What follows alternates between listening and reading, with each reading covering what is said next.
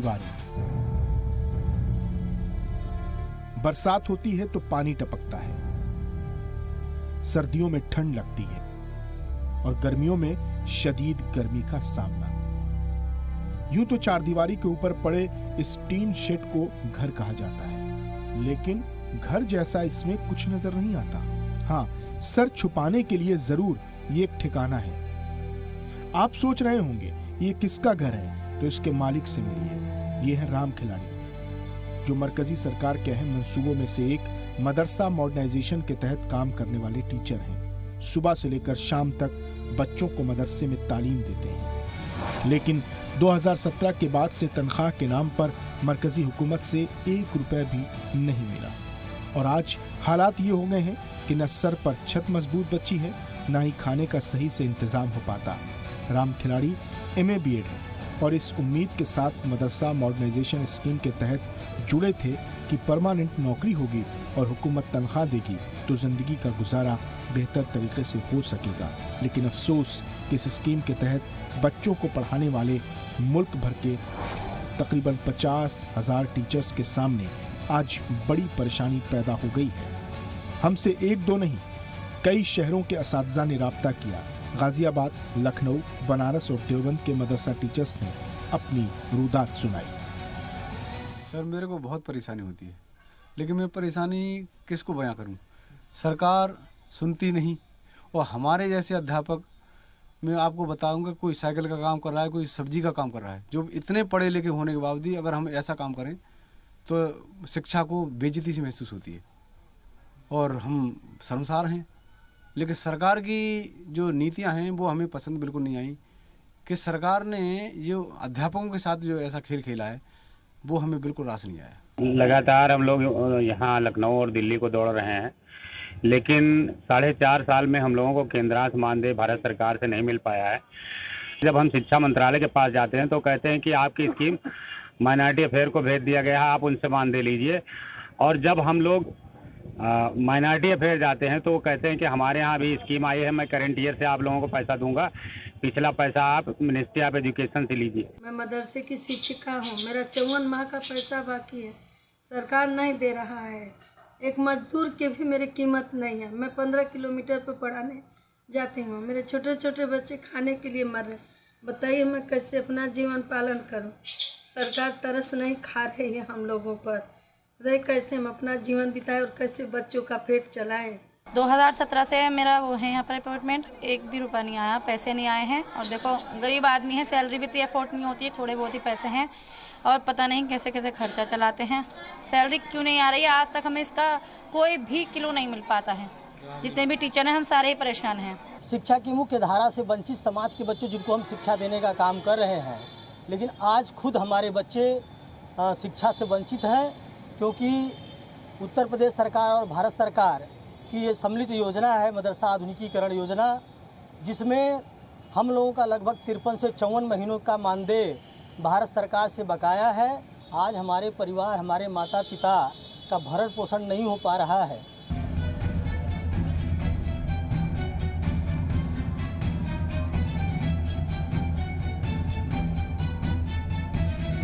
सरकार कहती है कि मदरसे के बच्चों को दीनी तालीम के साथ साथ मॉडर्न एजुकेशन भी देना जरूरी है।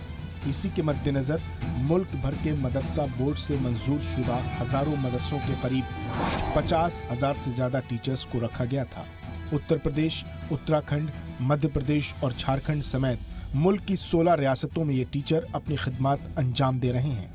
इस स्कीम का पूरा नाम SPQEM यानी scheme for providing quality education for मदरसा है, जिसकी शुरुआत MHRD के जरिए 2008-9 में मदरसों में पढ़ने वाले बच्चों को अच्छी और क्वालिटी एजुकेशन को बढ़ावा देने के लिए की गई थी। इसके तहत मदरसा टीचर्स को उनकी तनख्वाह का एक बड़ा हिस्सा मरकजी सरकार की तरफ से मिलना था। मरकजी सरकार इन टीचर्स को 12,000 रुपए और रियासती सरकार 3,000 रुपए देती है। टीचर्स का कहना है कि पिछले कुछ सालों से रियासती सरकार ने तो वक्त वक्त पर 3,000 रुपए दिए, लेकिन मरकजी सरकार की तरफ से 2017 के बाद कोई भी मानदेय उनको नहीं दिया गया।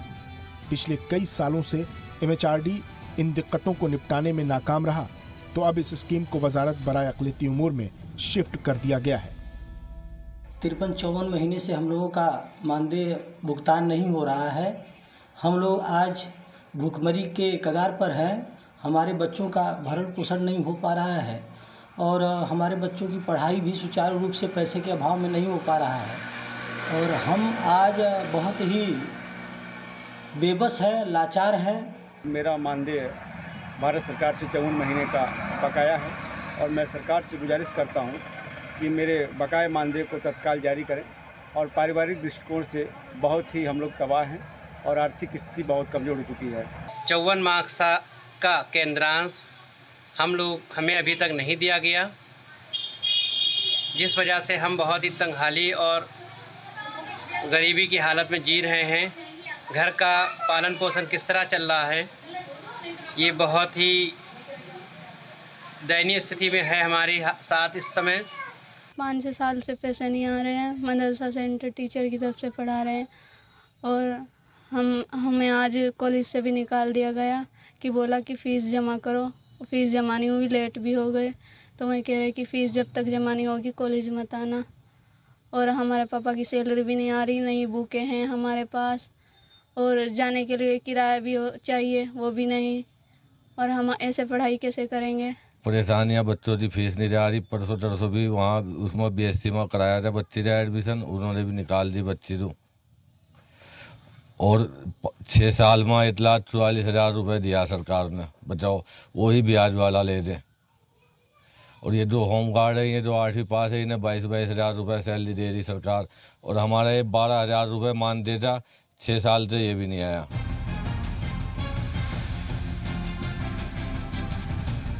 उसूल ये है कि इस स्कीम का 75 या 80% तक मरकजी सरकार देती है, तो वहीं तनख्वाह का बाकी हिस्सा सूबाई सरकारों को देना होता है। एक रिपोर्ट के मुताबिक हिंदुस्तान में मंजूर शुदा मदरसों की मुल्क भर में कुल तादाद 18,000 है, जिसमें आधे उत्तर प्रदेश में हैं। इनमें करीब 25,000 टीचर्स पढ़ाते हैं।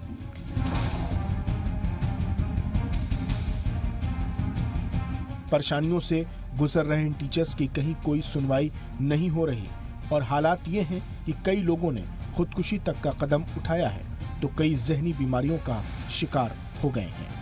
मदरसा आधुनिक टीचर हम हैं।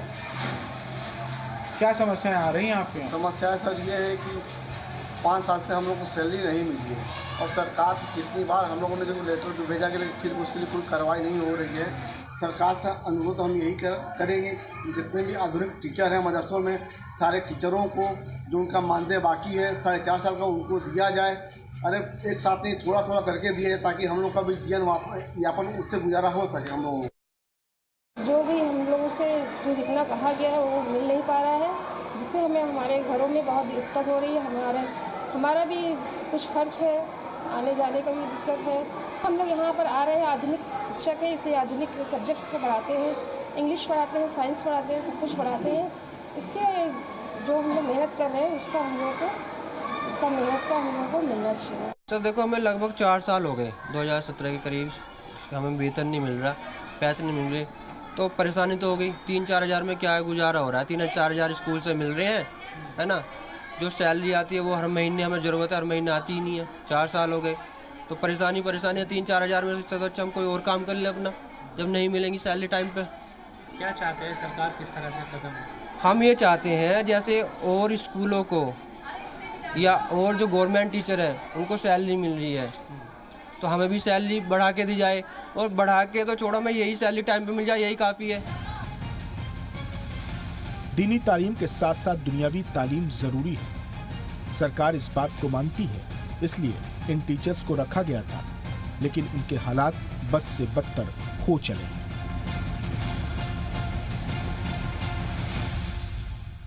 हम मदरसा आधुनिकरण के टीचर राम खिलाड़ी के घर पर बैठे हैं, जिनके पास छत के नाम पर ये टीन शेड है और ये जिस पर मैं बैठा हूँ चारपाई नजर आती है।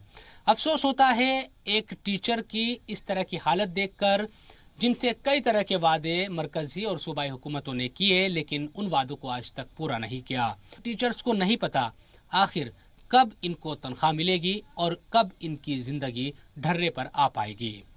लखनऊ से अपने साथी अहमद और उवैस के साथ जी मीडिया के लिए गाजियाबाद से मैं शुएब रजा।